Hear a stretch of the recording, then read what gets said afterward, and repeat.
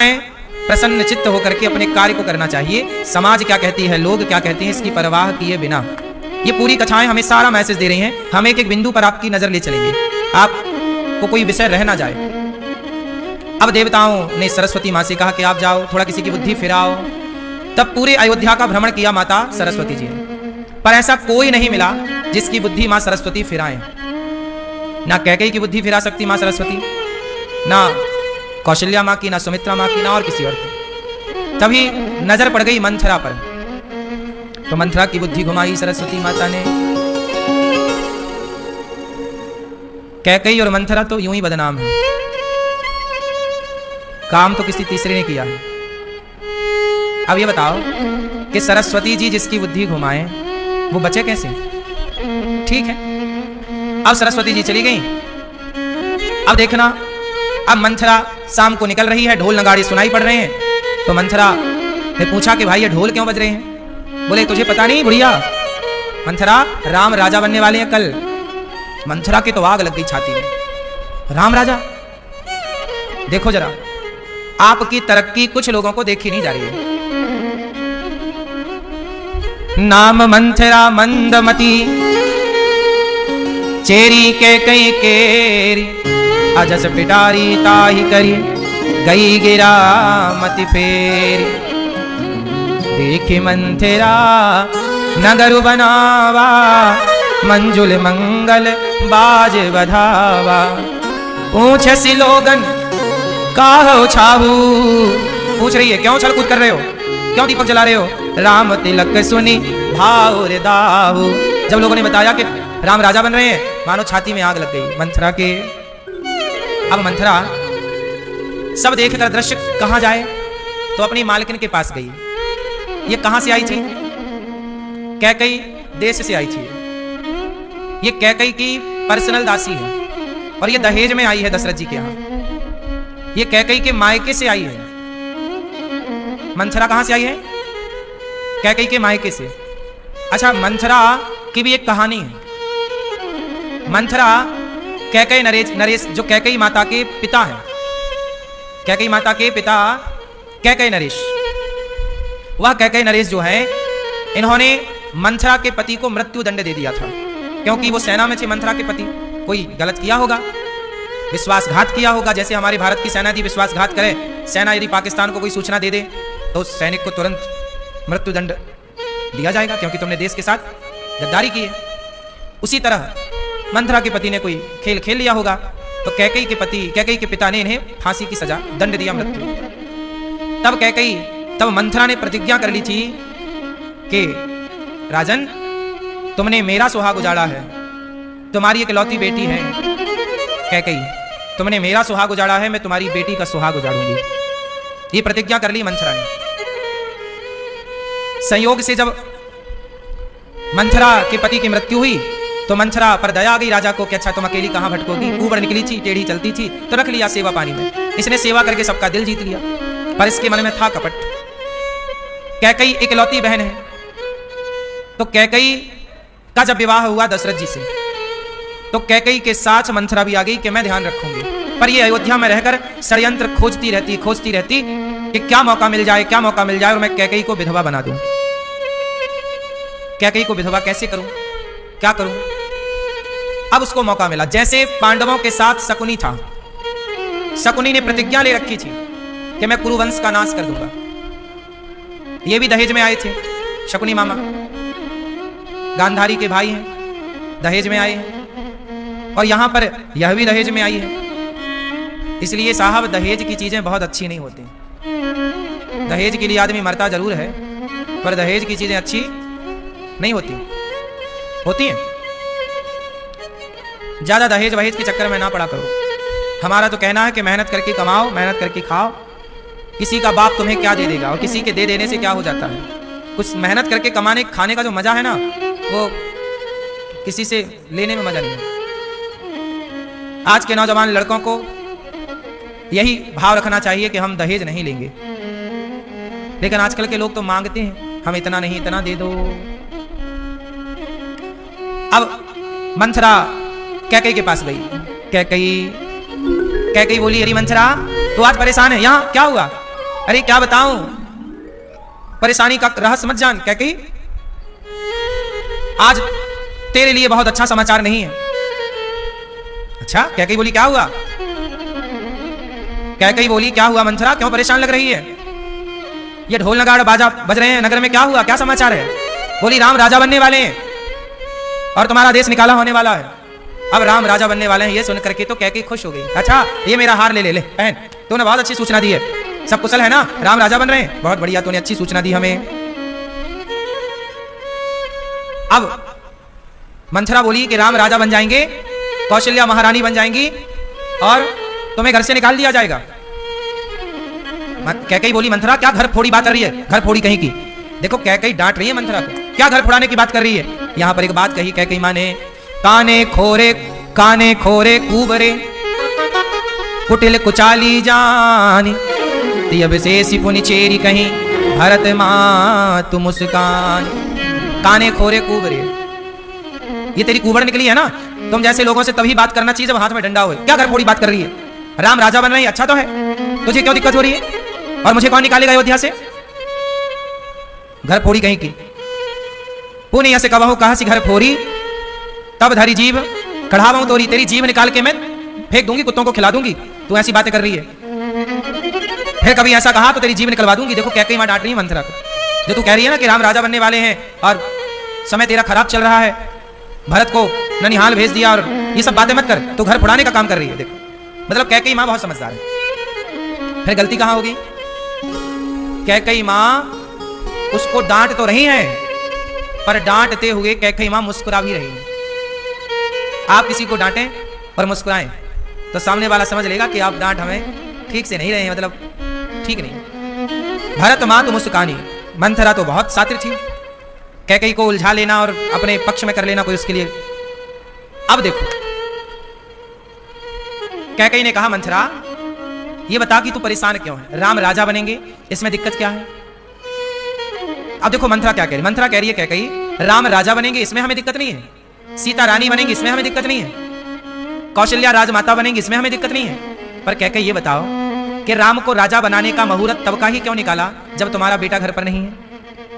देखो उसने पकड़ ली ना नस। कैकेयी से क्या कह रही है कि जब तुम्हारा बेटा नहीं है उस समय भरत जी ननिहाल में थे। कहां थे? नाना के घर गए थे, शत्रुघ्न जी और भरत जी दोनों भैया नहीं थे। तो मंथरा बोली कैकेयी ये जो दशरथ जी है ना, ये ऊपर ऊपर से तो बड़ा कहते हैं कि मैं कैकेयी से बड़ा प्रेम करता हूं, पर सुनो तुमसे प्रेम करते दशरथ जी तो राम को राजा बना रहे हैं, तुमसे एक बार पूछा? अब देखो और धीरे धीरे उसने बताना शुरू किया और कैकेयी को क्या लगा कि ये मंथरा तो एकदम ठीक कह रही है, सही तो कह रही है। ये घर फोड़ाने वाले लोग जो होते हैं, भड़काने वाले लोग जो होते हैं, इनमें कुछ तो गुण होता ही है घर फोड़ने का, वरना घर फूटेगा कैसे? ये पढ़ाई ही इसकी करते हैं, ये कमजोरी पर ही प्रहार करते हैं, तब ना मंथरा कहलाएगी। नहीं काय बात की मंथरा। इसलिए हम आपको एक बात कहें, अपने घर की बातें कभी प्रसंगवश भाव में भी किसी से मत कहा करो, किसी से मत कहा करो। आज आपका झगड़ा हुआ, आज आपकी लड़ाई हुई पति पत्नी की, सास बहू की, अपने अपने घरों का ना किसी से दुख ना कहना, क्योंकि आप तो कल एक हो जाओगे लड़ झगड़ कर। पर जिससे कहा है उसे आपकी कमजोरी का पता लग गया, उसे आपकी कमजोरी का पता लग गया और वो आपकी इस कमजोरी का कभी भी फायदा उठा सकती है या उठा सकता है, क्योंकि वो जान गई कि आपके रिश्तों में क्या चल रहा है। इसलिए कहते हैं कि अपने अपने घरन का दुख ना कहियो रोई, सुन इठले हैं लोग सब बांट न ले हैं कोई। मंथरा कैकेयी से कह रही है कैकेयी यदि दशरथ जी तुम्हें इतना ही प्रेम करते हैं, अच्छा दशरथ जी ने क्यों नहीं बताया कैकेयी को? अरे भैया आज दिन में ही वशिष्ठ जी ने मुहूर्त निकाला है, आज की ही बात है कि आज ही घोषणा हुई कि राम राजा बनेंगे और दशरथ जी राजकाज में बिजी हैं। दशरथ जी ने सोचा कि मैं शाम को रात्रि को जाऊंगा तो कैकेयी को खुद सरप्राइज दूंगा, लेकिन दशरथ जी कैकेयी के पास जाए उसके पहले तो मंथरा खेल करके आ गई। मौका ही कहां मिला दशरथ जी को कैकेयी के कमरे में जाने का और कैकेयी से बात करने का। उस पूरी एक एक टाइमिंग का लाभ लिया है मंथरा ने। अब वो मंथरा क्या कह रही है सुन, राम को राजा बनाने की तैयारी महीने भर से चल रही है। देखो जरा झूठ, घर फोड़ाओ लोग किसका सहारा लेते हैं? झूठ का। एक महीने से तैयारी चल रही है कैकेयी, तुझे पता लगा अब देखो कैकई तो बात, हाँ यार 1 महीने से राम को राजा बनाने की तैयारी चल रही, हमें पता नहीं है, मतलब हमारे चोरी चोरी चुपके चुपके, मतलब कैकई अब मंथरा के पक्ष में जाती हुई नजर आ रही है, क्योंकि मंथरा बात ऐसी कर रही है ना, और बात कोई सच्ची तो कर नहीं रही है, सच कुछ और है, और मंथरा ले रही है झूठ का सहारा। झूठ, ये झूठ ना मेरी मां जान ले लेता है, इसलिए तो कहते हैं कि झूठ बोलना पाप है। झूठ ने कभी किसी का फायदा नहीं किया। ये मंथरा झूठ बोल जरूर रही है अभी, और कैकई इस मंथरा की झूठी बातों में आ जरूर रही है, पर यही कैकई बाद में पश्चाताप करेंगी, और जब पश्चाताप करेंगी तब पश्चाताप करने के लिए कुछ बचेगा ही नहीं। हाँ या ना? राम हाथ से निकल चुके होंगे और दशरथ जी की मृत्यु हो चुकी होगी। देखो एक षड्यंत्र आपके जीवन में यदि आ जाए तो वो आपका कितना नुकसान कर सकता है, उस एक गलती की भरपाई आप कभी नहीं कर सकते। एक गलत निर्णय यदि आप ले लो तो उस एक गलत निर्णय की भरपाई पूरी जिंदगी। अब कैकई मंथरा की बातों में आके गलत निर्णय लेगी अभी थोड़ी देर बाद, क्या उस गलत निर्णय की भरपाई वो कर पाएगी? कभी नहीं। ये कहानियां केवल कैकई और मंथरा और राम की नहीं है, ये कहानियां आपकी और हमारी हैं कि हमें मंथरा जैसे षड्यंत्रकारियों से सावधान रहना चाहिए। ये कहानियां हमें सचेत करने के लिए है, हमें सावधान करने के लिए। ये कहानी केवल किस्सा कहानी नहीं है, ये हमारे जीवन में रोजमर्रा की घटनाएं हैं। अब कैकई मंथरा कह रही है कि सुनो, कद्रु विनतहि दीन दुख कद्रु। अब देखो यहां सौतों की कहानियां सुनाने लगी मंथरा कैकई को। किसकी कहानियां सुना रही है? सौतन की। सौतन, सबसे बड़ी सौतन की कहानियां इतिहास में क्या प्रसिद्ध है? नहीं पता? सुनो हम सुना रहे हैं। महर्षि कश्यप की पत्नियां तो बहुत थी, पर 2 पत्नियों की बात आपको सुनाऊं, कद्रु और विनिता। कद्रु है सर्पों की माता और विनिता है गरुण जी की मां। ये जो गरुण जी है ना, जिस पर भगवान चलते हैं, गरुण स्तंभ गरुण वाहन, ये गरुण जी की मां है विनिता। और सांपों की माता कौन है? अच्छा आपने देखा हो गरुण जी सांप को खा जाते हैं, बोलो हाँ, जबकि ये दोनों सगे भाई हैं। सांप और गरुण ये दोनों सगे कौन है? भाई हैं, एक पिता की संतान है, पर इनकी माता अलग अलग है। अब इनका सौत की परंपरा क्या है? क्या सौत ने किया? जरा पूरी कहानी सुनो मैया। बोलिए सियावर रामचंद्र की। अब ध्यान से सुनना, आंख बिल्कुल ना झपकने पावे, नींद आए तो लोरी सुनो हमसे। सुनो, कद्रु सर्पों की मां है, विनिता गरुण जी की मां है। एक दिन क्या हुआ कि कद्रु और विनिता दोनों में शर्त लग गई। बताओ कि सूर्य भगवान के घोड़े काले हैं कि सफेद हैं? कद्रु ने पूछा कि बहन सूर्य भगवान के घोड़े सफेद हैं कि काले? तो विनिता ने कहा कि सफेद हैं। और सफेद हैं। कद्रु ने कहा नहीं काले हैं। तो दोनों में शर्त लगी। कद्रु बोली कि विनिता यदि घोड़े सफेद हुए तो मैं तेरी दासी हो जाऊंगी, और यदि घोड़े काले हुए तो फिर तू मेरी दासी होना, और जैसा मैं कहूं वैसा करना पड़ेगा। तो विनिता को पूरा कॉन्फिडेंस था कि हाँ अच्छा, विनिता समझदार थी, पर कद्रु के मन में छल कपट था। ये नागों की मां है, जहर तो जब बच्चों में है तो इसमें भी तो कुछ ना हो गई। तो विनिता ने कहा कि सफेद है, कद्रु ने कहा नहीं काले हैं। अब तुरंत सूर्य भगवान के निकलने का सवेरे, ये बात सवेरे भोर की रही होगी या रात की रही होगी कि चलो सवेरे चेक करते हैं ध्यान से। तो रात को कद्रु ने अपने सर्पों को बुलाया, बेटों को, ए सांप सब हमारी शर्त लगी है विनिता के साथ कि सांप घोड़े काले हैं, तुम जाओ और सारे सांप जाके लिपट जाओ घोड़ों में। सूर्य भगवान के घोड़ों में तुम जाके लिपट जाना, तो सांप है काले, तो घोड़ा कैसे दिखेंगे?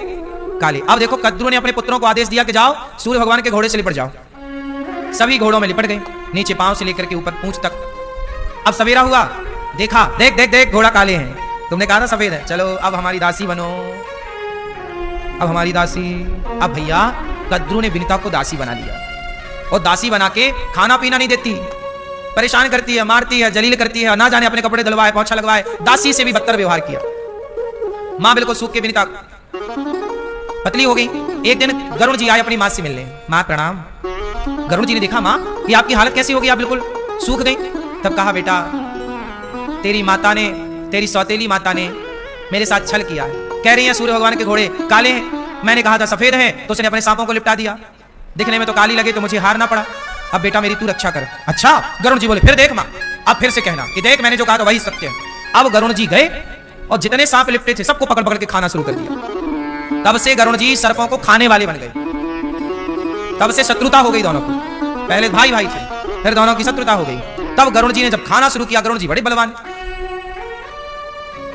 उन्हीं में से एक कालिया नाग था। ये कालिया नाग जो यहाँ वृंदावन में था ना, कालिया नाग, ये भी लिपटा था जाके घोड़ों में। जब गरुड़ जी दौड़े तो भागा कालिया नाग बड़ा बलवान था, नागों में बड़ा श्रेष्ठ था। सारे सांपों को तो खा लिया, पर कालिया भागा, और जब भागा तो वो यमुना जी में आके छिप गया पानी के अंदर। और पानी के अंदर गरुड़ जी कैसे जाए, तब वो बच गए। इसलिए तो जब भगवान श्री कृष्ण ने कालिया नाग से कहा कि तुम यहाँ से जाओ, बोले हम जाएंगे तो हमें गरुड़ जी खा लेंगे। बोले नहीं, अब से हमारे चरण चिन्ह आपके मस्तक पर अंकित हो गए, अब गरुड़ जी आपको परेशान नहीं करेंगे। फिर बाद में गरुड़ जी ने उनको परेशान नहीं किया और कालिया नाग फिर भगवान के चरणों का स्पर्श पाए। तो फिर बाद में कद्रू और विनीता, फिर विनीता ने कहा कि देख बहन, अब घोड़े सफेद है कि नहीं, सारे सांप खा गए ना गरुड़ जी, अब दासी से ये मुक्त हो गई। दासी से मुक्त होकर के अब इनका नंबर था कि ये उन्हें दासी बनाए कद्रू को। पर विनीता ने कहा नहीं बहन, मैं तेरे साथ अत्याचार नहीं करूंगी, हम दोनों एक ही तो हैं। लेकिन जो तुमने हमारे साथ किया, ये आज तक इतिहास में पुराणों में ये उल्लेख है, कद्रू और विनीता, ये सौतों का सबसे बड़ा अत्याचार कद्रू ने विनीता के साथ किया। तो वही कहानी सुना रही है मंथरा, किसको? कैकेयी को, कि सुन, जैसे कद्रू ने विनीता के साथ किया, ऐसी कौशल्या अब तेरे साथ करने वाली है। तू भी दासी बनेगी, खाने पीने तक को नहीं मिलेगा खूब, तो अभी सोले जितना सोना है बाद में थोड़ी सोने मिलेगा। इतना भड़काया कैकेयी को मंथरा ने कि मंथरा की बातें सुन के कैकेयी डर गई। अब सोचो, ऐसी बातें कद्रू विनीता की समझा दी ना। देखो, भड़काने वाले ना पूरा जान लगा देते हैं। मंथरा ने भी वही किया। अब मंथरा की थोड़ी छोटी बातें कैकेयी को समझ में आने लगी। अच्छा बहन, तुम तो हमारे हित की बात कह रही हो। हाँ, हम तो हित कह रहे थे, और तुम हमें घर फोड़ी कह रही थी। हम तो घर फोड़ाऊ हैं भैया, अब तो भगवान, अब तो भलाई का जमाना। देखो मंथरा क्या कह रही है, अब तो भलाई का जमाना ही नहीं रहा, हम तो तुम्हारी भलाई करना चाहते थे और तुम हमें घर फोड़ाऊ कह रही हो, तुम तो हमारी जीवन निकालना चाहती हो। हे भगवान, सद्बुद्धि दे इनको। देखो जरा, मंथरा भी भगवान को याद कर रही है ना। परऊ को पतुआ बचन पर सकहीं पूत पति त्याग। देखो, कैकेयी मंथरा की बातों में इस तरह से आ गई कि कैकेयी कहती है मंथरा, अब तू तो हमारी गुरु है, जो तू कहेगी हम वो करेंगे। बहन बता, हम कौशल्या के चक्कर में नहीं पड़ना चाहती, कहीं वो हमारे साथ अत्याचार की तो हम कहां जाएंगे। बहन, अब तो तू ही मेरा भला चाहती है, वरना इस अयोध्या में अब हमारा भला सोचने वाला कोई नहीं है। अब एक काम कर, तू कहेगी तो मैं अपने पति को छोड़ दूंगी, तू कहेगी तो मैं कुएं में गिर सकती हूं, तू कह दे, अब तू जो कहेगी मैं। अब तो मंथरा समझ गई कि अब तो मेरे सारों पर नाचने को ये दुनिया पहले आपको भड़का के इस तरह से अपने हाथों में लेती है कि फिर जो वो कहें आप वैसा करने को तैयार। ये आज का नहीं छोरा, माताएं कहती हैं गुरुजी हमारा बेटा हमारी नहीं सुनता, पत्नी के सारों पे नाचता है ना। तो आज पहले एक मंथरा थी, अब तो मंथराओं की भरमार है। सही है कि नहीं? क्यों मैया, कितनी मंथरा है? अब आपके गली मोहल्ले में भी कोई एक मंथरा होगी जरूर, नहीं होगी? हाँ, पहले एक ही मंथरा थी पूरी अयोध्या में, अब तो हर गली मोहल्ले में परिवार में कोई एक दो मंथरा मिल ही जाते हैं। अब क्या कह रही है मंथरा, सुन क्या करें। तब सलाह दे रही है, कोप भवन जा, कोप भवन सुनी सकुचेव कोप भवन जा, और वहां पे जो दशरथ जी ने तुम्हें वरदान देने का कहा दो। अब देखो क्या हुआ था कि दशरथ जी युद्ध करने गए थे एक बार, तो उनके रथ का पहिया निकलने वाला था, तो कैकेयी ने जहां पे वो लोहे की कील डाली जाती है पहिया को रोकने के लिए, तो वो कील गिर गई, तो कैकेयी मां ने अपनी उंगलियां डाल दी दो, और दशरथ जी युद्ध जीत गए। दशरथ जी ने कहा कैकेयी उंगली में चोट कैसी? बोले वो रथ का पहिया गिरने जा रहा था, आप युद्ध कर रहे थे, यदि पहिया गिर जाता तो आप घायल हो जाते और युद्ध हारने की संभावना हो जाती, इसलिए मैंने गिरने ना पावे इसलिए उंगली रख दी। तब कैकेयी मां से कहा दशरथ जी ने कि तुमने दो उंगली मेरी रक्षा में समर्पित की है, मैं तुम्हें दो वरदान देता हूं। कैकेयी तुम जो मांग लो आज मैं तुम्हें दे दूं, बताओ क्या चाहती हो? कैकेयी ने कहा भी जरूरत नहीं है, बाद में मांगूंगी। तो वही दशरथ जी के दो वरदान उधार थे। आज कैकेयी वही दो वरदान का याद दिला रही है कि आपने कहा था कि मुझे दो वरदान दोगे। अब मंथरा ने बता दिया कि दो। देखो ये सारी बातें मंथरा को पता थी। पति पत्नी की हर बात यदि तीसरे को पता लग जाए तो उसका लाभ जरूर ले सकता है गलत तरीके से, जैसा कि मंथरा को हर बात कैकेयी बताया करती थी। इसलिए हम कहते हैं कि अपने पर्सनल बातों को किसी से शेयर ना किया करो, किसी से मत कहा करो, क्योंकि पता नहीं किस बात को कोई व्यक्ति कब किस तरह से ले जाए, क्या उसका फायदा उठाए, क्या उसकी बातें बनाए। इसलिए कितनी भी लड़ाई झगड़ा हो घर परिवार में, पति पत्नी की अपने परिवार में, किसी तीसरे को कहने की जरूरत नहीं। थोड़ा सब्र रखो, समय के साथ सारी बातें ठीक हो जाती हैं, रिश्ते भी अच्छे हो जाते हैं। पर कह देने से रिश्ते तो ठीक हो ही जाएंगे, पर कह देने से आपकी बातें लीक हो जाती हैं। हाँ या ना? अब कैकेयी से कहा कि जाओ तुम कोप भवन में चली जाओ, अपने गहने बहने उतार देना, बाल बाल फैला लो, दशरथ जी आएंगे तुम्हें मनाने तो तुम कह देना कि हमें दो वरदान दो। तो पहला वरदान तो मांग लेना कि भरत को वनवास, भरत को राजा। अच्छा एक बात यहां बताऊं मैं आपको, कैकेयी ने तो मंथरा ने तो केवल इतना ही बोला था कि कोप भवन में जाओ और भरत को राजा बनाने की बात कहना, लेकिन राम को वनवास भेजने की बात मंथरा ने नहीं कही थी। ये सलाह राम को वनवास भेजने की बात मंथरा ने कैकेयी को सलाह नहीं दी थी, ये कैकेयी माता की ही उपज थी। अब क्या हुआ, यहां मैं आपको एक चीज और गहराई से समझाऊं। मंथरा तो भड़का के चली गई, अब कैकेयी गई कोप भवन में, और जब कोप भवन में गई वहां जाकर के इन्होंने बाल बाल फैलाया, अपना आभूषण उतारा और लाइट वाइट बंद कर दी, एक दीपक हल्का सा जल रहा था। कोप भवन, पहले के राजा लोग अपनी पत्नियों के लिए, जैसे आपके घर में नए नए आप रूम बनवाते, ये रूम पत्नी का, ये बच्चों का, ये ड्राइंग रूम फलाना रूम, डाइनिंग रूम फलाना इत्यादि, पहले के राजा लोग कोप भवन भी बनवाते थे कि कभी पत्नी गुस्सा हुई तो कोप भवन में। आप लोगों के घर में है कोप भवन इत्यादि कि जैसे आप कभी नाराज हैं तो उसमें चली जाएं, जब उसमें जाएं तो पति को लगे आज नाराज है पर मनाने जाए, है ना। इसलिए आजकल के पति मनाते नहीं, कोप भवन है ही नहीं। आप बेडरूम में कोप में चली जाती हैं, वो कोप भवन थोड़ी हो तो बेडरूम। भाई कोप भवन में जाना है तो अलग से रूम बनवा, पहले वो बाहर लिखवाओ कोप भवन, तब तुम गुस्सा हुआ करो मेरी माँ। एक तो तुम गुस्सा भी होती हो, रॉन्ग होती हो। बेडरूम में कौन गुस्सा होता है भाई, गुस्सा होने का रूम अलग है, वहां जाओ ना गुस्सा होने, कोप भवन में। पति से कहो हमारे लिए कोप भवन बनवा के दो। कोप भवन होगा तो बढ़िया वहां व्यवस्थाएं होंगी कोप भवन में जाने की, सेपरेट रूम बढ़िया, वहां पर पति आए, कहो भाग्यवान क्या हुआ, क्या खाओगी, पिज्जा खाओगी, बर्गर खाओगी, चाउमीन खाओगी, क्या खाओगी, कहाँ ले चले घुमाने, तुम्हें कौन सी मूवी दिखाएं। तो कैकेयी माँ कहाँ चली गई, कोप भवन। आप जाती हो भैया कोप भवन में? नहीं जा सकते हैं? आप कोप भवन में जाके बैठना थोड़ी देर, पति आते हैं कि नहीं, इंतजार तो करो, आएंगे मनाने। कोप भवन में चली गई। अब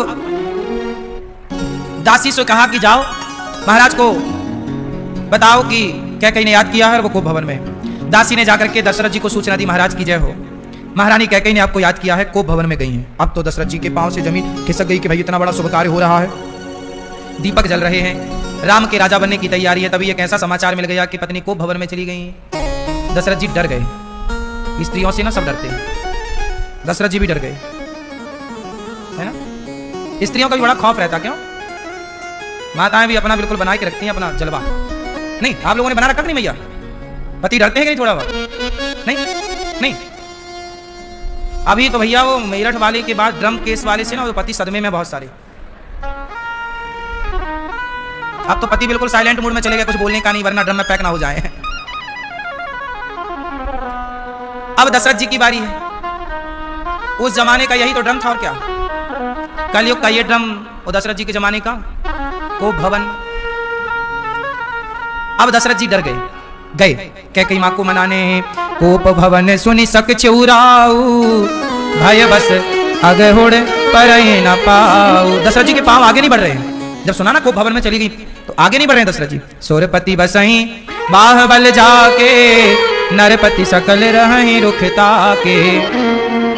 दशरथ जी गए तो पूरा कमरा अंधकार से भरा था, हल्का सा टिमटिमाता हुआ प्रकाश, जुगनू सा। कैकेयी, दशरथ जी आवाज, कैकेयी कहाँ हो? कोई आवाज नहीं, कहाँ हो भाग्यवान? तब दशरथ जी ने जाके लालटेन को तेज किया, दीपक की बाती बढ़ाई और उसका प्रकाश बढ़ा। जब प्रकाश बढ़ा तो बाल बिखरे हुए दिखा सामने। दशरथ जी डर गए, ऐसा लगा कि साक्षात यमराज आ गए। सब है नरे सुप्रिया पही गयऊं, देखी दशा दुख दारुण भयऊं। दशरथ जी डरते डरते कैकेयी क्या हुआ? ये तुमने कैसी शकल बनाई, बाल फैलाए, और तुम्हारे आभूषण कहाँ हैं? किस लिए रूठी हो बताओ? दशरथ जी कैकेयी मां का हाथ पकड़ते हैं तो कैकेयी मां ने झटकार दिया, हाथ नहीं धरने दे रही है कैकेयी, हाथ नहीं धरने दे। दशरथ जी बोले क्या हुआ, क्यों नाराज हो, बात तो बताओ। हे सुमुखी, हे सुलोचनी, हे कमल नयनी। दशरथ जी देखो तारीफ कर रहे हैं। हे कैकेयी, हे गजगामिनी, तुम बहुत सुंदर हो, अपने क्रोध का कारण तो बताओ। प्रिय क्या हुआ, तुम क्यों नाराज हो? हे प्रिय, तेरा किसने अनिष्ट किया बता, किसके दो सिर हैं? यदि तेरा किसी ने अनिष्ट किया तो मैं किसका सिर काट दूं? आज्ञा कर, तू जो कहेगी वो करूंगा। तू कहे तो किसी को मैं राजा बना दूं, किसी को मैं रंक बना दूं। अब देखो दशरथ जी कह रहे हैं तू बता तो सही क्या हुआ।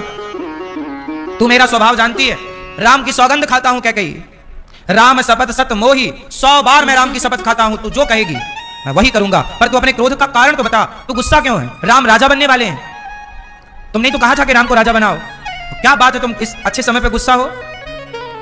यह सुनी मन गुनी शपथ बड़ी, बिहसी उठी मति मंद। जब दशरथ जी ने 100 राम की कसम खाया, मंथरा ने यह कहा था कि जब तक दशरथ जी राम की कसम ना खाएं तब तक तुम मानना ना, क्योंकि दशरथ जी राम की कसम यदि खा लेंगे तो फिर उसे पूरा जरूर करेंगे। आभूषण सजति बिलोक, अब कपड़ा पहन रही है, कैकेयी माँ कपड़ा पहन रही है, आभूषण पहन रही है, बाल बाल सवार रही हैं और मुस्कुरा रही है, थोड़ी मुस्कुराहट आई चेहरे पर, स्माइल। दशरथ जी को लगा बात बन गई। भामिनी भयऊ तोर मन भावा, बताओ तुम्हारे लिए क्या बनवाऊं, क्या खाओगी, क्या है बताओ। घर घर नगर आनंद बधावा, आज घर घर उत्सव चल रहा, क्यों? राम ही देव काली जो राजू, कल हम राम को राजा बनाने वाले हैं। तुम कहती थी ना कि राम को राजा बना, तुम्हारी बात मान ली। सजहि सुलोचनी मंगल साजू, अब तो राम राजा बन रहे हैं। ये सुनकर के कैकेयी माँ का हृदय ऐसे हो गया जैसे फोड़ा पका हुआ कोई छू ले तो दर्द के मारे व्यक्ति कराह लेता है, ऐसे कैकेयी माँ कराह गई कि आप राम को राजा बना रहे हैं। अब बताओ कैकेयी, बताओ तुम्हें क्या चाहिए? कैकेयी ने कहा हमें 2 वरदान चाहिए जो आपने हमें युद्ध के समय दिया था, जब हमने रथ का पहिया में अपनी उंगलियां डाली थी, याद है ना आपको? हाँ, दशरथ जी ने कहा याद है। 2, अरे तुम 2 क्या 10 वरदान मांग लो। चलो देखो दशरथ जी कह रहे हैं कि तुम 2 क्या, हमसे तो 10 वरदान मांग लो, तुम जो मांग लो ले लो। क्या चाहती बता? रघुकुल रीति सदा चली आई, कैकेयी ये रघुकुल की रीति है कि प्राण जाए पर वचन। देखो पुरुष समर्पित होता है स्त्री में, पर स्त्री के मन की तो विधाता नहीं जान पाए। इसी को कहा है त्रिया चरित्र। क्या है ये? त्रिया चरित्र। स्त्री यदि अच्छी है ना मेरी माँ, तो वो बहुत अच्छी है। मैंने एक दिन कहा था कि यदि वो बुरी बनने पे आए तो फिर उससे बुरा कोई नहीं हो सकता। हाँ या ना? तो कैकेयी माँ आज किस हद तक जाएंगी, ये कोई नारी सोच के भी तड़प जाए कि नहीं। आप सुनिएगा अभी आगे। कैकेयी माँ कह रही हैं कि आप कह रहे हैं कि आप रघुकुल के राजा हैं और आप कभी वचन अपना मिथ्या नहीं करते, तो आप हमें 2 वचन दोगे ना? हाँ, नहीं असत्य सम पातक पुंजा, गिरि सम होहि की कोटि के गुंजा। सुनो कैकेयी, दशरथ जी कह रहे हैं कि हम राजा हैं और हम कभी असत्य नहीं कहते। नहीं असत्य सम पातक पुंजा, असत्य से बढ़कर के कोई पाप नहीं है। कैकेयी तुम 2 वरदान मांगना चाहती हो, मांग लो जो चाहोगी। तब कैकेयी मैया बोली सुनहु प्राण प्रिय। देखो अब कैकेयी क्या बोलती है दशरथ जी को? प्राण प्रिय, हे मेरे प्राण प्रिय। अभी दशरथ जी कह रहे थे हे प्रिय, अब कैकेयी कह रही है हे प्राण प्रिय। सुनो हम आपसे 2 वरदान मांग रहे, सुनो। सुनहु प्राण प्रिय भावत जी का, मेरे जी को जो भाया तो मैं वो मांग रही हूँ। देहु एक बर भर तहि टीका। यदि आप मुझे 2 वरदान देना चाहते हैं तो मुझे पहला वरदान यही दीजिए कि आप राम को नहीं भरत को राजा बनाएंगे, भरत का राज्य तिलक करेंगे।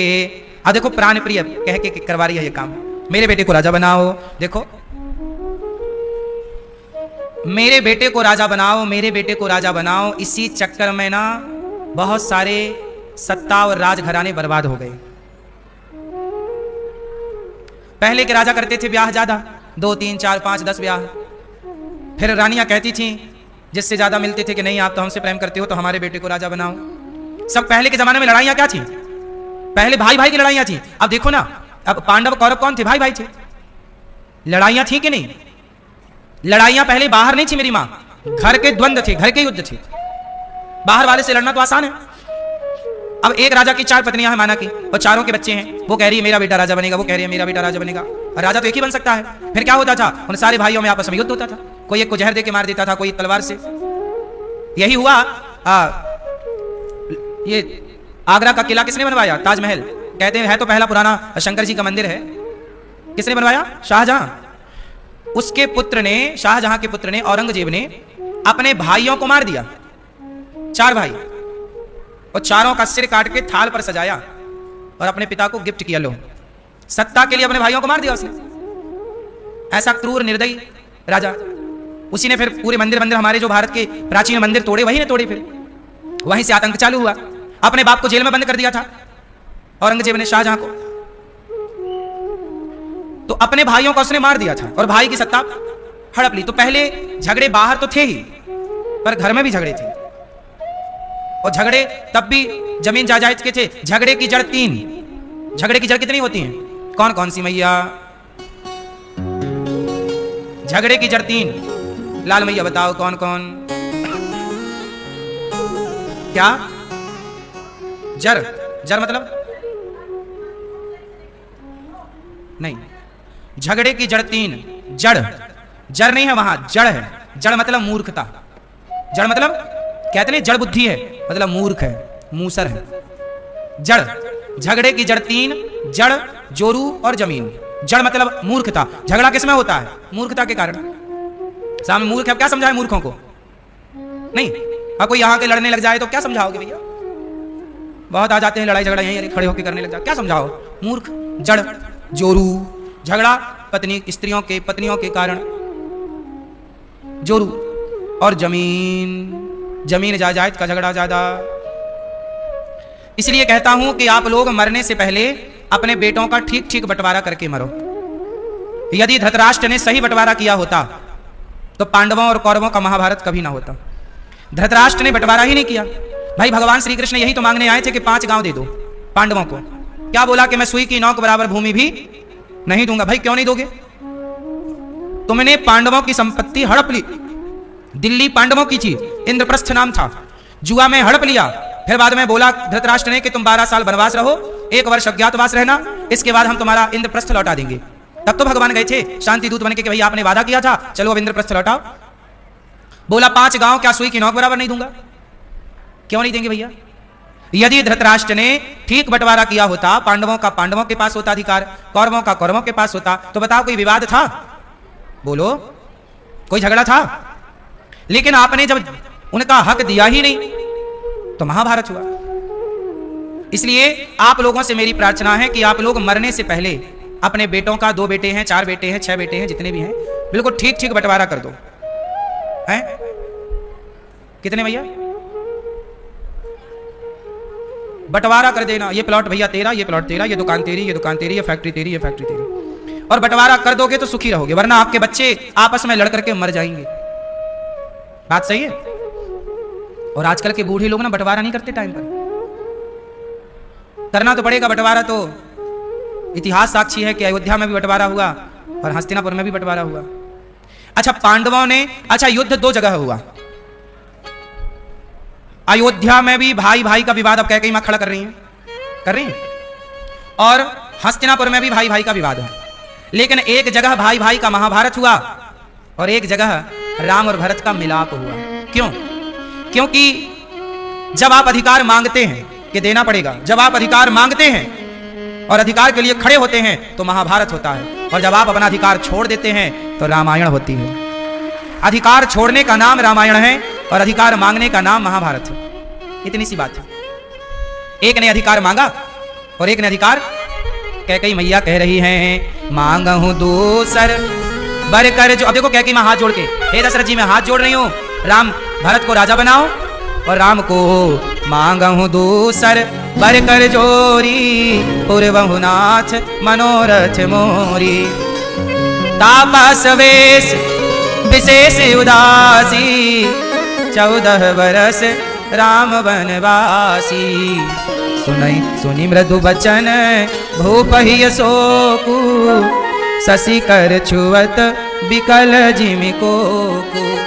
कैकेयी मां कह रही हैं कि राम को 14 वर्ष के लिए वनवास भेज दो और भरत को राजा बनाओ। ये 2 वरदान कैकेयी ने दशरथ जी से मांगे। अब जैसे ही दशरथ जी ने सुना कि कैकेयी चलो मैं राम को, भरत को तो राजा बना दूंगा कैकेयी। अच्छा दशरथ जी कह रहे हैं कैकेयी भरत को राजा बनाने में दिक्कत नहीं है, मैं बना दूंगा, तुम्हारी यही इच्छा है तो मेरे लिए राम और भरत में कोई भेद नहीं है, और राम भी भरत को बहुत प्रेम करते हैं और भरत भी राम को बहुत। लेकिन कैकेयी राम को वनवास यदि मैंने भेजा तो कैकेयी राम के बिना फिर मैं जी ना पाऊंगा।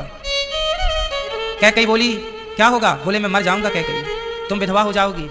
कैकेयी बोली आप मरते हो तो अभी मर जाओ, कोई दिक्कत नहीं, पर राम को वनवास तो भेजना पड़ेगा। देखो जरा, ये सब हठ करने के लिए तो मंथरा ने भी नहीं समझाया था। कैकेयी इस हद तक नीचे चली जाएंगी, गिर जाएंगी कि आप भले मर जाओ। अब कौन सी स्त्री चाहती है कि मैं विधवा हो जाऊं? आज कलयुग की स्त्रियां भी कहती हैं कि मैं सुहागन मरूं। आज कलयुग की स्त्रियां भी चाहती हैं कि मैं सुहागन मरूं। और दशरथ जी कह रहे हैं मैं मर जाऊंगा, तो कैकेयी कहती है मर जाओ। ये कैसी कैकेयी मां है? अब यहां पर तुलसीदास जी कहते हैं कि को ना कुसंगति पाए न साही। कुसंग कैकेयी का दोष नहीं है, कुसंग पाकर कौन नहीं बिगड़ा ये तो बताओ। कुसंग मिल गया ना कैकेयी मां को मंथरा का। अब तो दशरथ जी पांव पे गिर पड़े, कैकेयी मैं मर जाऊंगा, कैकेयी राम को वनवास मत भेजो कैकेयी। दशरथ जी वचन देकर के अब फंस चुके हैं। अब पांव पे गिर रहे, दशरथ जी पांव पकड़ रहे हैं कैकेयी के, तो ठोकर मार के कैकेयी अलग निकल रही, भाग रही है, नहीं नहीं हमें तो वनवास चाहिए। अच्छा, कैकेयी मां के अंदर भी ना लोभ पैदा हो गया। ये बात सही है कि बचपन में राम जी ने आंखें बंद कर ली थी एक बार कैकेयी की। राम जी ने आंखें मूंदी तो कैकेयी मां ने कहा, राम बताओ बेटा क्यों आंखें मूंद ली तुमने? तब राम ने कैकेयी मां से कहा था कि मां हमें एक वचन दो। क्या? जब मेरे पिता मुझे राजा बनाने लग जाए माता, तो तुम मुझे वनवास भेज देना।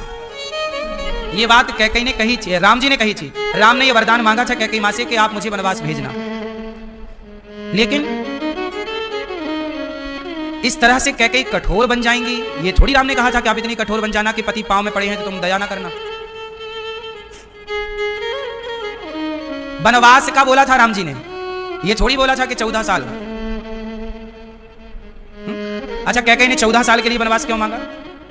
10 साल के लिए, 5 साल के लिए, 20 साल के लिए, 14 वर्ष क्यों? क्योंकि कैकेयी जानती है कि भरत राजा बनेंगे, और जब भरत राजा बनेंगे तो उनको राज सत्ता जमाने में थोड़ा टाइम तो लगेगा।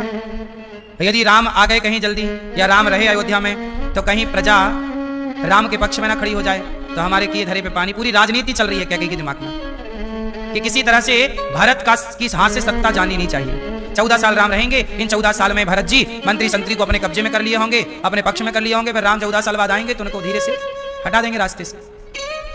पूरा गहरा प्लान था।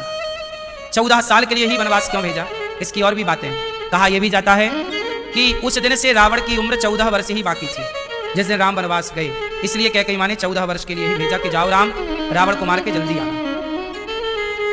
दशरथ जी कह रहे हैं कि राम को वनवास ना भेजो, बाकी तुम जो कहो वो करें। बोली नहीं, आप तो बड़ा कह रहे थे कि मांगो मांगो रघुकुल रीत सदा चली आई, मांग रहे हैं तो तुम्हारे क्या हो रहा है? दशरथ जी मूर्छित हो गए। अंत में ऐसा ही करना था तो मांग मांग क्यों कह रहे थे? ऐसा कैकेयी कह रही है। ठाका मारना और गाल फुलाना दोनों काम एक साथ नहीं हो सकते महाराज। तब सवेरा, ये सब करते करते ना सवेरा हो गया। सवेरा हुआ, राम का स्नान हुआ कि आज राम जी राजा बनेंगे। तभी क्या हुआ, दरबार सज गया, पर दशरथ जी का पता नहीं। सुमंत्र जी को लगा कि आज पहली बार ऐसा हुआ कि समय पर दशरथ जी राज दरबार नहीं आए। कहां गए? तो सुमंत्र जी गए, पता लगा कि कैकेयी के कक्ष में है। दशरथ जी गए तो दशरथ जी तो बेहोश पड़े, सुमंत्र जी को तो पानो पांव के नीचे से जमीन खिसक गई। सुमंत्र जी ने जगाया, महाराज क्या हुआ? कैकेयी बोली, राम को बुलाओ। तुरंत सुमंत्र जी राम को लेकर गए। राम आए, गए सुमंत्र तब राउर माही, देखी भयावन जात डिराही, डर गए। राम को लेकर के सुमंत्र जी चले, और जब राम जी को लेकर चले तो राम जी ने जाकर देखा कि पिताजी जमीन पर पड़े हैं। पिताजी का राज मुकुट कहीं पड़ा है, दशरथ जी कहीं पड़े हैं, और कैकेयी मां बढ़िया सज सवर के मुस्कुरा रही है। राम ने कहा, पिताजी क्या हुआ? पर दशरथ जी बस राम राम कह रहे हैं, कुछ बोल नहीं पा रहे। तब कैकेयी ने कहा, राम हाँ मां कहो क्या हुआ पिताजी को? बेटा बस इतनी बात है कि देने कहीं वही 2 ही वरदाना, इन्होंने मुझे 2 वरदान देने को बोला था तो मैंने इनसे 2 वरदान मांग लिया, तो आपके पिता की ये हालत हो गई। क्या मांगा माता आपने? सुन जननी सोई सुत बड़ भागी। क्या मांगा बताओ? तब कैकेयी ने ऐसे कहा कि सुनो राम, मैंने भरत को राज तिलक मांग लिया और तुम्हें 14 साल के लिए वनवास मांग लिया, बस इतनी सी तो बात थी। राम जी बोले पिता दशरथ जी से, पिताजी बस इतनी सी बात, इतनी सी बात के लिए आप इतने परेशान हो गए? और ये तो बेटे के लिए बड़े भाग्य की बात है। सुनो जननी सोई सुत बड़ भागी, जो पितु मातु बचन अनुरागी। वह बेटा बड़भागी है जो अपने माँ बाप की आज्ञा का पालन करता हो। मुझे तो बड़ा अवसर मिला अपने माता पिता के वचन का पालन करने का। तनय मातु पितु तोष निहारा, दुर्लभ जननी सकल संसारा। अपने माता पिता को संतुष्ट करने वाला पुत्र इस संसार में बड़ा दुर्लभ है। माता, आपने मुझे 14 वर्ष की वनवास की आज्ञा दी है, तो माता मैं आपकी आज्ञा को शिरोधार्य करता हूं। पिताजी आप उदास ना होइए, आप परेशान ना होइए, अब मुझे आज्ञा दीजिए। अब देखो, राम के राजा बनने की तैयारी थी और तभी राम को वनवास की सूचना मिली और राम जी बिल्कुल प्रसन्न है। देखो, ये राम जी से सीखना है धैर्य। राम जी जितना धैर्य किसमें है? राम जी में ही है, और किसमें हो सकता है? राम जी विदा मातु सन आवऊ मांगी, चली हूं बनही बहुरी पग लागी। राम जी आज्ञा मांग रहे हैं, पिताजी आज्ञा दीजिए वनवास की, माता आज्ञा दीजिए। विदा मांग कर अब चल रहे हैं राम जी। अब राम जी के ऊपर ना छत्र लगा हुआ था, सेना पीछे से छत्र लगा के चल रही थी। राम जी ने रोक दिया, अब इसकी जरूरत नहीं। तुरंत कैकेयी मां से मिलकर राम जी सीधा कौशल्या मां से मिलने गए। कौशल्या मां तो पूजा कर रही थी, आज मेरा बेटा राजा बनेगा, बड़ी खुश थी कौशल्या मां। तब राम जी आए, माता जी प्रणाम। हाँ राम बेटा, तू अभी तक तैयार नहीं हुआ? देख समय कितना हो गया, तू तैयार नहीं हो, जल्दी जा तैयार हो जा, आज तो मेरा राम राजा बनेगा, आज तो मेरी आंखें सफल होंगी, राम को राजा बनता देख। जा जल्दी आ, पहले तुझे मैं मिठाई खवा दूं, थोड़ा दही खिला दूं, जा। राम बोले मां मैं राजा बन गया। बन गया? कहां का राजा बन गया? पिता दीन मोहि कानन राजू माता, पिता ने मुझे जंगल का, वनवास का राजा बनाया है, जंगल का। क्या बात कर रहे हो?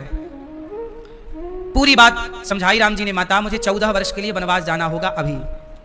पिता ने बोला है। अच्छा पिताजी कैसे बोल सकते हैं? उन्होंने मां से पूछा है, मैं नहीं जाने दूंगी तुझे वनवास, तेरी मां ने थोड़ी आज्ञा दी है, मैं कौशल्या तेरी मां हूं, मैं कहती हूं कि तू वनवास नहीं जाएगा। केवल पिता का ही अधिकार है पुत्र में, मां का कोई अधिकार नहीं है। जब मन करे वनवास भेज दो, जब मन करे कुछ कर लो। राजा बनने की घोषणा कर दी, फिर वनवास की घोषणा कर दी, क्या पिता का ही अधिकार है? मां का अधिकार नहीं है? मैं कहती हूं तू वनवास नहीं जाएगा। राम जी बोले मां यदि मां की भी आज्ञा मिल गई हो तो जाने दोगी कि नहीं? हाँ हाँ, पर मां की आज्ञा मिली कहां? मैंने कहां आज्ञा दी? मां कैकेयी मां ने आज्ञा दे दी। अब जरा यहां एक बात नोट करने की है कि कौशल्या माता ने जब सुना कि राम कैकेयी ने तुझे वनवास दिया है, हाँ मां उन्होंने कहा है कि 14 वर्ष का वनवास। फिर कौशल्या मां चुप हो गई। कौशल्या मां ये भी तो कह सकती थी कि तू हमारा बेटा है, तू कैकेयी का बेटा थोड़ी है, पर नहीं कहा ये बात। ये लाइन कौशल्या मां ने नहीं कही। कौशल्या मां ऐसी मां है कि यदि मैं आज अपने राम को रोक दूंगी कि तू वनवास मत जा, तू अपनी उस मां की बात क्यों मान रहा है, तो फिर मां की बात कौन सा बेटा मानेगा? इसलिए यदि मां की आज्ञा है तो कौशल्या ने फिर कुछ नहीं कहा, चुप हो गई, केवल रोती रही। विधाता मेरे भाग्य में तो केवल आंसू है, मेरे भाग्य में तो केवल रोना है। इस दृश्य को देख ही तो सकती हैं और कर क्या सकती हैं। लिखा किस्मत में मिटता नहीं मिटाने से, लिखा किस्मत में मिटता नहीं मिटाने से, समय को काट लो भैया किसी बहाने से। बस ये समय काट लो, कट जाए, बाकी जो हो रहा है वो सब तय है। कैकेयी मां की आज्ञा मिल चुकी है तो कौशल्या मां चुप है।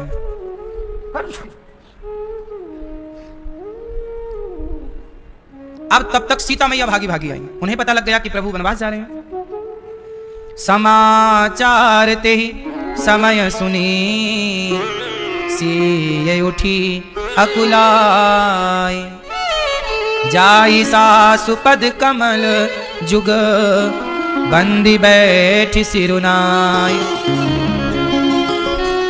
दीन आशीष सासु मृदुवानी, अति सुकुमारी देखी अकुलानी। बैठी नमित मुख सोचती सीता, रूप राशिपति प्रेम पुनीता। सीता मैया कह रही है मां मुझे भी आज्ञा दो, मैं भी वनवास जाना चाहती हूँ। कौशल्या मैया बोली राम भी वनवास और सीता भी। क्या कहें कौशल्या मैया बेचारी चुप है। तब तक राम जी ने समझाया सीता मैया को, सीते तुम वनवास ना जाओ, मैं वनवास जाऊंगा तो मेरे माता पिता बड़े दुखी रहेंगे, तुम उन्हें समझाना, तुम इस अयोध्या की बड़ी बहू हो, तुम्हारी जिम्मेदारी ज्यादा है। यही ते अधिक धर्म नहीं दूजा, सादर सास ससुर पद पूजा। सबसे बड़ा धर्म है सास ससुर की सेवा करना। राम जी समझा रहे हैं सीता मैया को, जाओ सास ससुर की सेवा करो, इससे बड़ा कोई धर्म नहीं है, जाओ तुम वनवास ना जाओ मेरे संग सीता। इस तरह से राम जी सीता मैया को समझा रहे हैं। तभी लक्ष्मण जी दौड़े दौड़े आए, भैया जो मैं सुन रहा हूं वो सही है, मैं भी चलूंगा वनवास। लक्ष्मण जी मां से आज्ञा मांग रहे हैं, पहले अपनी मां सुमित्रा मैया से कहा मैया आज्ञा दो। तब सुमित्रा मैया ने क्या बोला, देखो सुमित्रा मैया बोली, पुत्रवती जुवती जग सोई, रघुपति भगत तुजा सुसुत होई। धन्य है सभी माताओं में सुमित्रा मैया। जब लक्ष्मण जी आज्ञा मांगे तो माता सुमित्रा ने यही कहा, तात तुम्हारू मातु वैदेही, आज से तुम्हारी माँ सीता है और पिता राम है, और वही माता धन्य है जिस माता का बेटा भगवान का दास हो, भगवान का सेवक। आपका बेटा यदि भगवान का दास है तब तो उस बेटे का बेटा होना सार्थक है और तुम्हारा माता होना सार्थक है। कहते ना जननी जने तो भक्त जने, या दाता या सूर, या से तो बंध्या भली काहे गवावे नूर। बेटा होए तो समाज सेवक हो, भगवान का भक्त हो, वरना नालायक बेटे से क्या काम। अब राम जी सबसे आज्ञा लेकर राम लक्ष्मण सीता फाइनल दशरथ जी को प्रणाम करने गए। तो मंथरा खड़ी थी। मंथरा बोली, सीता ये कपड़े उतार दो, ये कपड़े थोड़ी तुम बनवास जाओगी तो ये राज सत्ता के कपड़े पहन के जाओ, उतारो। और राम ये राजसी वेश उतार दो। राम जी और सीता जी को सामान्य कपड़े वलकल वस्त्र दे दिए मंथरा ने, ये वाले कपड़े पहनो, सामान्य सा दुपट्टा, सामान्य से कपड़े। पर सीता मैया को पहनना ही ना है वो कपड़े, कभी पहना नहीं ना, अभ्यास नहीं है। तब राम जी ने सीता मैया को वो जंगल वनवासी वस्त्र राम जी ने पहनाए सीता जी को। देखो जरा, एक पति को पत्नी का हर वक्त हर समय साथ देना चाहिए, यही पति का धर्म है, अपनी पत्नी का साथ दे। इस तरह राम जी वस्त्र पहने, सीता जी वस्त्र पहनी। और दशरथ जी ने जब सीता और राम और लक्ष्मण को इस हाल में देखा, तपस्वी वेश में, बालों का जूड़ा बना लिया और सामान्य से कपड़े और धनुष बाण लेकर जब चले, तब रोने लगे दशरथ जी।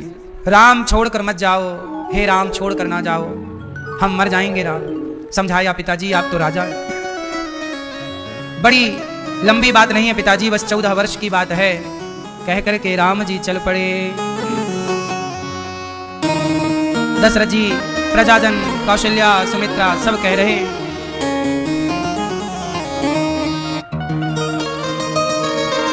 जरा देर ठहरो राम, जरा देर ठहरो राम, तमन्ना यही है, अभी हमने जी भर के देखा नहीं है।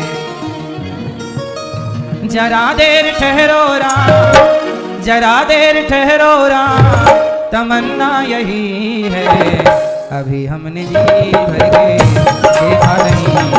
अभी हमने जी भर के देखा नहीं है। जरा देर ठहरो राम, जरा देर ठहरो राम, तमन्ना यही है, अभी हमने जी भर के देखा नहीं है। अभी हमने जी भर के देखा नहीं है। सारी प्रजा, सारे लोग बस एक ही बात कहते, दशरथ जी राम हमें छोड़कर मत जाओ। सब रो रहे हैं, केवल कैकेयी माता मुस्कुरा रही है, मंथरा मुस्कुरा रही है।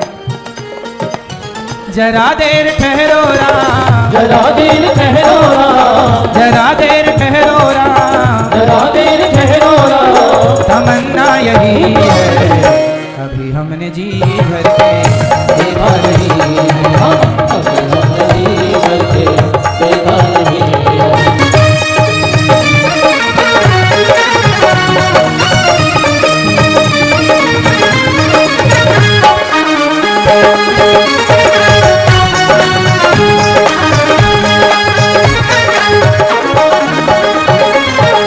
कैसी घड़ी याद जीवन की आई, कैसी घड़ी याद जीवन की आई, अपने ही प्राणों की करते विदाई, अपने ही प्राणों की करते विदाई।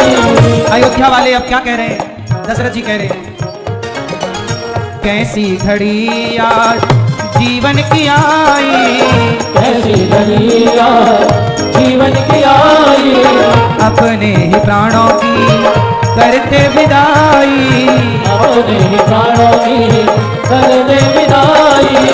अब ये अयोध्या, अब ये अयोध्या, अब ये अयोध्या हमारी नहीं है, अभी हमने जी भर के देखा नहीं है। अभी हमने जी भर के देखा नहीं है।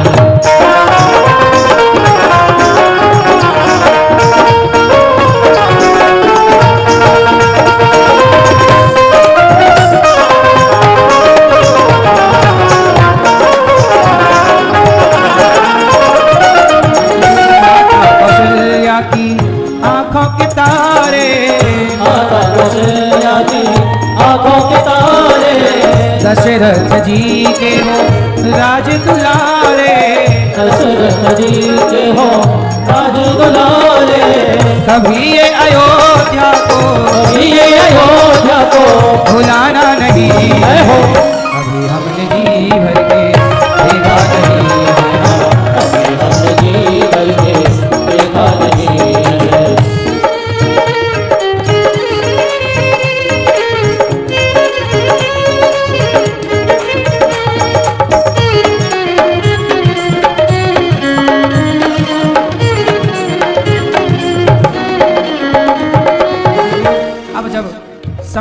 बीतने लगा और राम वनवास की ओर जाने लगे। दशरथ जी ने कहा सुमंत्र रथ बुलाओ, रथ पर बिठा कर ले जाओ, जल्दी घुमा के ले आना। जाओ, यदि राम को वनवास जाना है 2-4 दिन वनवास में घुमाओ और ले आना। जाओ प्रभु अब, आओ प्रभु अब जंगल के लोग जिनके लिए राम वनवास जा रहे हैं वो बुला रहे हैं। आओ प्रभु अब समय हो रहा है, आओ प्रभु अब समय हो रहा है, घरों का उजाला भी कम हो रहा है, घरों का उजाला भी कम हो रहा है, अंधेरी निशा का, अंधेरी निशा का, अंधेरी निशा का ठिकाना नहीं है, अभी हमने जी भर के देखा नहीं है, जी भर के देखा नहीं है। जरा देर ठहरो राम, जरा देर ठहरो राम, जरा देर ठहरो राम, तमन्ना यही है, जी भर के देखा नहीं है। अभी हमने जी भर के देखा नहीं है, अभी हमने जी भर के देखा नहीं है। आओ प्रभु अब समय हो रहा है, घरों का उजाला भी कम हो रहा है, अंधेरी निशा का, अंधेरी निशा का ठिकाना नहीं है, अभी हमने जी भर के देखा नहीं है। दशरथ जी कह रहे हैं राम मत जाओ, बालक वृद्ध विहाय ग्रहे लगे लोग सब साथ। जब राम जी जाने लगे रथ पर, सारी अयोध्या चल पड़ी पीछे पीछे। राम वनवास गए तो पर अकेले नहीं, सारी अयोध्या के लोग, दशरथ जी पीछे पीछे दौड़ रहे हैं, कौशल्या मैया पीछे पीछे राम के दौड़। राम राम रुक जाओ, राम हमें छोड़ कर ना जाओ। जरा सोचो कि जब बेटी की विदाई में इतना कष्ट होता है तो जगत के पालनहार जब विदा हुए होंगे तो अयोध्या वासियों को कितना कष्ट हुआ होगा, क्या बीती होगी वो, एक एक क्षण कितना कठिन बीता होगा। सारे लोग रो रहे हैं। तमसा नदी के किनारे प्रथम दिवस विश्राम किया रघुनाथ जी ने, सारी प्रजा आई, सब राम जी से कह रहे हैं राम हमें छोड़कर मत जाओ। राम जी बोले माँ बाप की आज्ञा का पालन करना ही पुत्र का धर्म है, इसलिए आप जिद ना करो, आप हमें जाने दो। कह करके तमसा नदी के तट पर सब लोग विश्राम किए और रात्रि हो गई तो सब वहां पर सो गए। सबको लगा कि अच्छा राम जी आप चल रहे हैं तो हम भी चलेंगे। सारी प्रजा बोली हम भी चलेंगे, सब बच्चे बूढ़े स्त्रियां पुरुष सब। जब रात हुई और सब सोए तो राम जी ने देखा कि सब सो गए हैं। देखा कि जाग कौन रहा है, तो जाग रहे थे जितने उतनों को लेकर के राम जी चले, बाकी सबको सोता हुआ छोड़ दिया। लक्ष्मण जी बोले प्रभु आज यदि हम सो गए होते तो आप तो हमें भी छोड़ देते। अब लक्ष्मण जी ने कहा कि यदि मैं कहीं सो गया और राम जी सोता हुआ छोड़ के चले गए तो, तब लक्ष्मण जी ने प्रतिज्ञा कर ली वनवास की पहली रात्रि को कि जब तक राम जी की सेवा में रहूंगा मैं कभी सोऊंगा ही नहीं। 14 साल लक्ष्मण जी सोए नहीं, क्योंकि अयोध्या वासियों को सोता हुआ छोड़ दिया। अच्छा सब सो गए थे, केवल लक्ष्मण जी, सीता जी और सुमंत्र जी और रथ पर लगे हुए घोड़े जाग रहे थे। तो रथ पर बैठ करके राम जी सुमंत्र जी से कहा कि सावधानी से रथ चलाओ, बिना शोर के। सब सोते हुए रह गए, राम जी आगे बढ़ गए। जब सब जागे तो कहाँ गए राम, किस तरफ गए? सुमंत्र जी ने ऐसे रथ चलाया, राम जी ने आज्ञा दी कि रथ ऐसे चलाओ कि जो रथ चलता है ना तो उसका रास्ता नहीं बनता सड़क पर निशान। बोले निशान नहीं बनने चाहिए, निशान ताकि ये लोग ढूंढते हुए हमारी तरफ ना आ जाएं। राम जी को लगा कि वनवास हमें हुआ है, बेचारी ये अयोध्या की जनता क्यों परेशान हुए, ये क्यों जंगल में रहें। देखो राम जी दूसरों को परेशान नहीं करना चाहते। और यहाँ एक मैसेज और है कि जो सोबत है वो खोबत है, जो जागत है वो पावत है, इसलिए जागो। अब राम जी कहाँ पहुंच गए? राम जी दूसरी रात श्रृंगवेरपुर पहुंचे, निषाद राज के पास। निषाद, जब राम जी निषाद राज जी के पास पहुंचे तो निषाद राम जी के चरणों में गिर पड़े। राम जी ने निषाद को गले लगाया, तुम तो हमारे मित्र हो। राम जी ने निषाद को मित्र कहा। और राम जी से कहा निषाद ने कि आप चलो हमारे घर में रहना। राम जी बोले नहीं, 14 साल वनवास मिला है, हम वनवास में रहेंगे, किसी के घर में नहीं रह सकते। तो वहां वटवृक्ष था, उसके नीचे घास लाके बिछाए और उस घास के बिछौने में राम जी की रात कटी। सीता जी लेटी, शाम को खा पी कर कंद मूल फल खाए और निषाद राज ने खूब बढ़िया राम जी की सेवा की। निषाद राज ने भोजन कराया, फल फूल का, सब नगरवासियों को रामलला का दर्शन कराया। उनकी स्त्रियां सीता जी से मिल रही हैं और राम सीता अब सोए हैं, लक्ष्मण जी जागे हैं। तभी रात के 12 बज गए, राम गहरी नींद में सो गए। सीता मैया देखो जरा, राम महलों में थे, मखमल के गद्दे में लेटे तो वहां भी उनको नींद आती थी, और घास के बिस्तर पर लेटे तो वहां भी नींद आती है। समय का भरोसा नहीं है ना मेरी माँ। राम को जिस समय पर राजा बनना था उसी समय राम को वनवास जाना पड़ा। प्रण अपने पिता का करने को श्री राम अयोध्या छोड़ चले, है ना। प्रण अपने पिता का करने को, प्रण अपने पिता का करने को श्री राम अयोध्या छोड़ चले, मेरे राम अयोध्या छोड़ चले। घासों के बिछौनों में सोने को, घासों के बिछौनों में सोने को, मखमल का बिछौना छोड़ चले, मखमल का बिछौना छोड़ चले। प्रण अपने पिता का करने को, प्रण अपने पिता का रखने को, मेरे राम अयोध्या छोड़ चले, श्री राम अयोध्या छोड़ चले। वलकल ये वस्त्रों को धारण कर, वलकल के वस्त्रों को धारण कर, वो तो राजसी वेश को छोड़ चले, वो तो राजसी वेश को छोड़ चले। घासों के बिछानों में राम जी सो रहे हैं और निषाद राज कह रहे हैं कि कैकेयी माँ ने बड़ा गलत किया, कैकेयी माँ ने बड़ा गलत किया, राम को देखो कितना कष्ट दिया कैकेयी ने। तब लक्ष्मण जी समझा रहे हैं, निषाद सुनो, कैकेयी का दोष नहीं है। अच्छा बताओ, राम के वनवास में किसका दोष है? आपसे सवाल। राम वनवास गए, महलों को छोड़कर घास के बिस्तर पर सोए, बताओ किसका दोष? जोर से। मैया क्या बोलती तू? किसका दोष है बताओ? किसका? कैकेयी का, मंथरा का, देवताओं का, कि राम का? न देना दोष किस्मत को, विपत्ति तो सब पे आती है। विपत्ति आई राजा दशरथ पे, राम जब जा रहे थे वन को। विपत्ति आई राजा दशरथ पे, राम जब जा रहे थे वन को। न देना दोष कैकेयी को, विपत्ति तो सब पे आती है। अच्छा एक बात बताओ, राम भगवान है या नहीं? यदि राम भगवान है तो भगवान की मर्जी के बिना तो पत्ता नहीं हिलता मेरी माँ। तो फिर राम को वनवास हुआ तो किसकी मर्जी से हुआ?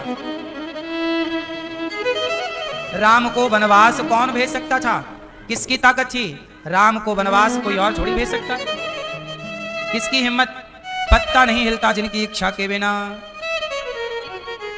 कौन है कारण? राम के वनवास में स्वयं राम ही कारण है। कैसे? क्योंकि भगवान की मर्जी के बिना थोड़ी कुछ होता है। कैसे कारण? मैंने आपको दूसरे दिन कथा में सुनाया कि नारद जी ने श्राप दिया था भगवान विष्णु को। कथा हमने सुनाई थी। एक कथा दूसरी कथा से लिंक है, इसलिए पहले सारी चीजें सुना दी गई हैं ताकि आप बस इशारे से समझते चलो। नारद जी ने श्राप दिया था कि आपको बंदरों की जरूरत पड़ेगी। जैसे पत्नी के लिए हम तड़प रहे हैं, आपको भी तड़पना पड़ेगा। तो नारद जी के श्राप को सत्य करने के लिए भगवान को अवतार तो लेना ही था। तो राम के वनवास में राम ही कारण है। अब यहां इसको इस तरह से समझते हैं। एक बात बताओ, एक बगीचा था, उस बगीचे में आम लगे थे। एक साधु जी ने आम को देखा, बगीचे को देखा और आम को देखा पका हुआ। अब साधु जी ने देखा आम को। देखा किसने? देखने का काम है आंखों का। देखी आंखें, पर आंखें बगीचे में जा नहीं सकती, तो गए कौन? पांव। पांव गए, पांव जा सकते थे, तोड़ नहीं सकते ना फल को, तोड़ा हाथों ने। हाथों ने क्या किया? फल को तोड़ा। फल तोड़ सकते थे पर चख नहीं सकते। चखा जिह्वा ने, जिह्वा चख तो सकती है पर रख नहीं सकती, रखा पेट ने। तब तक बगीचे का मालिक आया और बाबा जी की पीठ में जमाया 2 डंडे। क्यों? चोरी से खाता। ले, डंडे किसे पड़े? पीठ को। अब बताओ पीठ की क्या गलती थी? भाई आम को देखा आंखों ने था, गए पांव, तोड़ा हाथों ने, चखा जिह्वा ने, रखा पेट ने, और डंडा किसे पड़ा? अब बताओ बेचारी पीठ की कहीं गलती थी? पर निर्दोष पीठ पिट गई कि नहीं? पीठ का कहीं दोष था? भाई पीठ तो गई नहीं थी, देखा आंखों ने था, जो देखा वो गया, गया नहीं, गया पांव ने, तोड़ा हाथों ने, चखा जिह्वा ने, रखा पेट ने। पीठ का कोई नाम था कहीं? कोई नाम नहीं। डंडा कहाँ पड़ा? बेचारी पीठ रोने लगी, पीठ पे डंडा पड़ा तो बाबा जी रोने लगे। जब रोए तो आंसू कहाँ से आए? आंखों से। और शुरुआत कहाँ से हुई थी? देखने से, आंखों से। तो जो करेगा वही भरेगा। इसलिए राम के वनवास जाने में भाई देवताओं, राम राजा बनने लग गए तो देवताओं ने बुद्धि सरस्वती जी से कहा, तो देवताओं को किसने बोला? भगवान ने तो देवताओं की बुद्धि घुमाई कि चलो भाई अब तुम षड्यंत्र रचो। देवताओं ने सरस्वती माँ ने मंत्रा की बुद्धि घुमाई, मंत्रा ने कैकेयी की बुद्धि घुमाई, कैकेयी ने वरदान मांगा, और वनवास किसका हुआ? तो शुरुआत कहां से हुई थी? राम से हुई। राम ही सब कुछ करते हैं उनकी मर्जी के बिना। इसलिए को ना काहू को सुख दुख कर दाता, निज कृत कर्म भोग सब भ्राता। समाज में 2 तरह के लोग रहते हैं भैया, एक वो जो अज्ञानी है, एक वो जो ज्ञानी है।